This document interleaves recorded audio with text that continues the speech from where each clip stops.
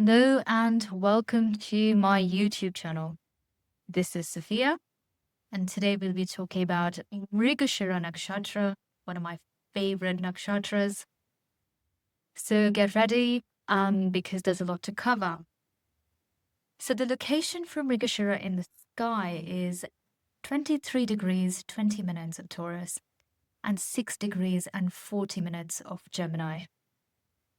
When the universe formed, all energy from our central black hole projected outward into the simulation that we know as life. But what was meant to be a rolling film was in fact a still image with no moving parts. That was not good enough. So how do you create a film? You stack the frames in front of each other so they look like they are moving. In other words, you create the illusion of passing time. Mrigashira Nakshatra people are propellers of the function of time.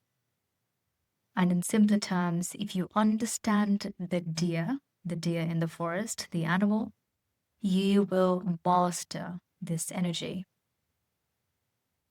Writing for this nakshatra was very complex because it was deceptively simple to write for, and yet there was nothing simple about it. The deity that rules over this constellation is Soma, also known as the moon god.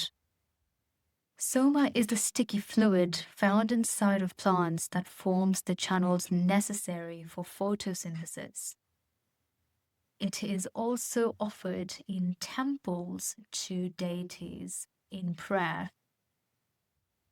The symbol of this nakshatra is a deer, the animal.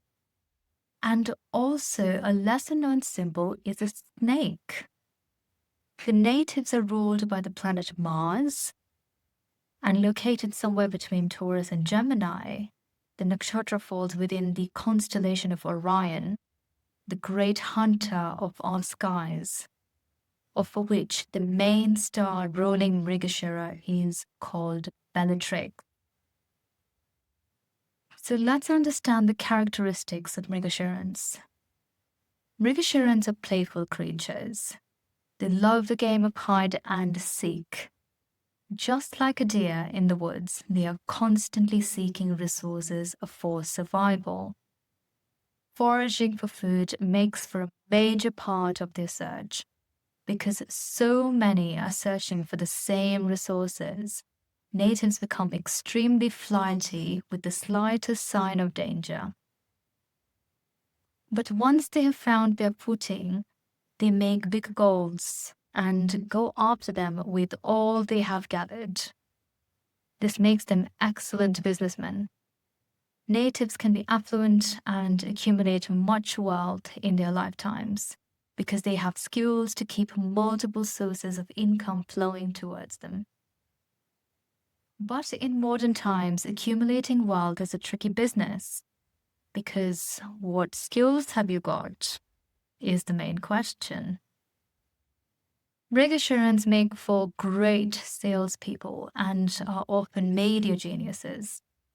They can be bloggers, influencers, editors, graphic designers, directors, producers, and anything that needs a touch of technical skill can be mastered by them in a flash. They are great at execution too, and not just talking big. However, the problem arises when they need to settle on a goal, because they can have their fingers in too many pies and often fail to realize that multitasking is good for no one. But there is one thing that drives them, and that is the quest for meaning. This problem begins with an age-old quest to find meaning in their lives, because much like the deer, Mrigashirans are peaceful creatures. When there is too much noise in their head, they tend to flee from the chaos, and this makes for an interesting mix for impulsive behavior wrapped in unwanted mistakes. And so the seeking does continue on. If you haven't already guessed, the purpose of this nakshatra is to seek. By constantly searching for something and creating the illusion of time passing, they can fulfill their destiny and find the nectar of immortality. But irony here is lost on them. This energy is really complex because the secret of this nakshatra lies in the combination of the energies that form it, which belong to the moon, Venus, Mercury, and Mars, and they lay the foundation for a unique combination of manifestations. Constantly waxing and waning, the moon makes them restless, emotional beings who form relationships rather too quickly. The Venusian side makes them romantic, materially driven, and they're beings who are sure to find or experience affluence in their lifetimes. The Mercurian side gives them many friends. They also have a lot of skills and business acumen, but they may also experience choice paralysis with all these paths to take. The Martian side gives them the boost to execute their plans. However, do not mistake this Martian energy for conquest. These natives do not initiate confrontation. Their flight instinct is sharper than their fight. They are capable of escaping you as if you never existed in the first place. So natives from the Bellatrix star, which is the main fixed star associated with this nakshatra, are attractive like the doe, with slender, athletic bodies and narrow faces and rather magnificent eyes. They are elegant in appearance, they laugh easily and are easy to get along with. They can also easily relate to people around them and have a comforting presence. They're great at sensing a change in your emotional state. It's as if they're smelling your pheromones, much like an animal that's acutely attuned to its environment. At home, Mrigashirans are always foraging for food. The smellier the food, the tastier it is to them. So for example, stale pizzas, blue cheese, and the ones that have, foods that have marinated for a long time are most appealing to them. They are looking to indulge their senses. They enjoy wearing really strong perfumes, anything that has a very attractive fragrance, and they are attracted to aromatherapy as well. They also have a supercharged mind. They're constantly in their heads, and this can cause them to have sleep issues. Their shadow manifests when their internal sensitivity adopts a weighing scale of comparison to the world around them. The best way to keep up their self-worth is not to let themselves be misguided by others. They're primed for influence, and this can lead to their downfall as well, something to bear in mind. Developing discernment is an important remedy here. But herd mentality is hardwired into their subconscious mind because of that deer-seeking nature. This is where matters of individuality can take a challenging turn. And so the seeking does continue on. The secrets of Bellatrix. Bellatrix is considered one of the more difficult stars in the constellation of Orion. Orion is a mix of the good, the bad, and the ugly.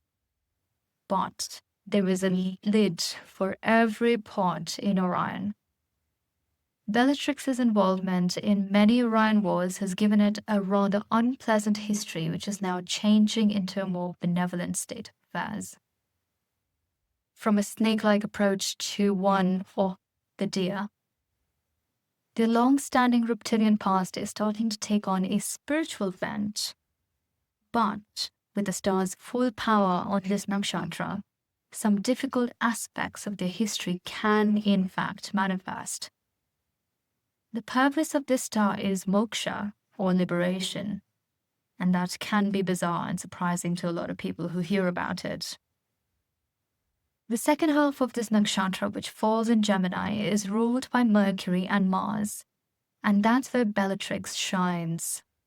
With a cutting intellect, it can accomplish tasks when it chooses single-minded focus. But it can be an uphill battle to get there. Orion starseeds first appeared on Earth around the 60s. It's the baby boomer generation that really started this and kicked it off.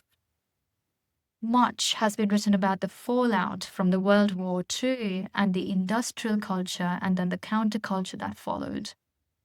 Today they are healing their differences. These starseeds are here to support the new age with wisdom gained from all the chaos. Their lineage is all the better for it. Younger beings with this alignment are unique individuals who shine wherever they go. Natives of the star can dress up to show their status, but through subterfuge. So let's now understand the social and relationship dynamics associated with this nakshatra. They enjoy the company of others and travel in herds like the deer. They can be highly diplomatic if they choose. However, mostly they have a secretive nature to them that doesn't unfold publicly with ease. One needs to initiate tactfully with these beings or risk spooking them. There is an inherent defensiveness to them as the hunt for resources is their primary goal. This sort of behavior leads to lack of trust within their relationships and can create trouble in long-standing marriages. But with enough space and some understanding, these natives become less guarded. These individuals can have unrealistic expectations in love and seek traits in people that do not exist. With everything, the natives must realize that gods have two sides to themselves as well. Gods can be benevolent as life-giving milk, and as violent as the void of the black hole. They must learn that people never show up as one needs them to be. And if they realize this sooner rather than later, the natives will see this duality within themselves also, where they go from the gentleness of the deer to being downright attacking when triggered.